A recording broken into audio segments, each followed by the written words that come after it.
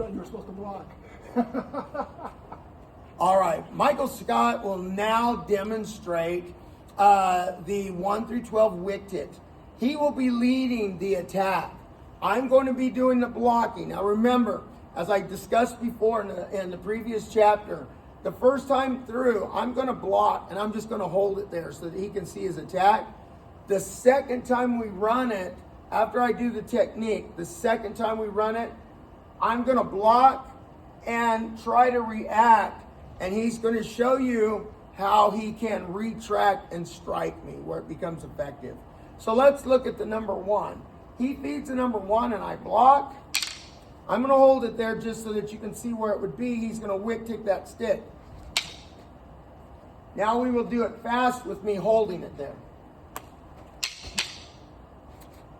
Now Michael's going to attack and I'm going to react, and you'll see my opening on that 1 because I'm not going to hold my hand there in reality. I'm going to pull it back. Watch the opening that I expose myself with. He hits that 1. I block. I think I'm going to come back, but look, he's already hit me. And the game's already over because then he just overwhelms me. So it becomes very deadly that way. So on number 2, I'm going to block again, and I will hold my position. He fires the 2. Now notice, I block. I'm trying to get my hand in. I'm in a perfect position. That's a great block. However, during an altercation or a self-defense, Michael's going to be retracting and striking back. So if I react to that strike this time in reality, I block, and I think I'm going to come back and hit him after he blocks me, let's see what he has in store for me with the wick tick. He's already attacked me. And even if I block and he attacks and I'm trying to come through, he still has his second wick tick back to 1 before I can even get my second strike off. So it's a very, very great technique. Now we're going to hit to the 3. He's sitting at elbow. I block. That's a perfect block. But he's going to show you once he blocks, once I block, he's coming right back with that blast. So in reality, if I block and I leave it there, he's going to get me. If I block and try to retract, let's see what happens. Boom! I'm dead in the water. All right, let's try the 4.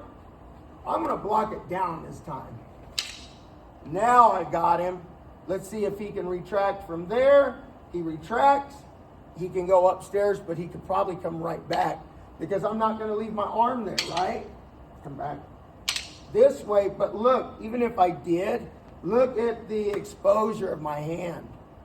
So as he attacks and I go to block, I'm thinking block stick. He's thinking he's going to break my hand. So he'll retract and hit that wick tip. That would hurt. So this time I'm going to pull my hand out. I'm going to fake him. I'm going to do that block. And I think when I hit that block, I'm going to come back and hit him in the side of the head. Let's see how that may work. If he utilizes a wick tick, let's see how that would work. He's already got me before I could get my move off. So you can see these are very deadly. All right, we're going to go. For this beginner level, you need a 5 and a 6, so we only have 2 more moves. So the 5, he strikes that belly. I'm going to block this way because I'm thinking I want a sombrada, meaning an umbrella. It's coming out this way. The reason I do that is I'm trying to get inside to use either my puño, the back of the head, strike. I'm trying to set that up. But again, he has that wick tick. So if I'm lagging on what I'm doing, he could re-thrust before I even have that off. That's the benefit of the wick tick. So it becomes a strategic chess game. Let's see what that would look like. Hey! Oh, he got me. And this guy is older than me. Can you believe that? All right. Now, our last one for this gold belt level is going to be to the, he can go to the eye, cheek, throat, top part of the open pectoral muscle coming this way. He's coming over the top, especially if you get like a karate guy that has his arms blocked, he can come over the top. If it's a maybe a military person and they're up tall, he can come over the top or underneath. If they're blocking hard with an object, he can come over the top of my arms.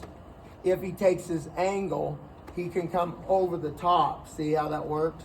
So that 6 is really, it's a good strategic move. So as he blocks that, I say the most comfortable way to block is to make kind of like a wedge, like this. So like a roof.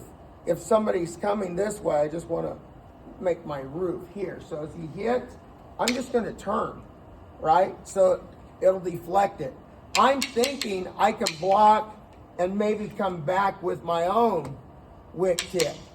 Where he has to be striking fast is once he makes that block, he's got to be stepping and he restrikes that wick kick at me. So I got to watch my eyes. I'm going to end up like Popeye. So he comes at me, I block, and right back, he's on there. Now, let's say we're an advanced person, and this is going to take us into the next chapter.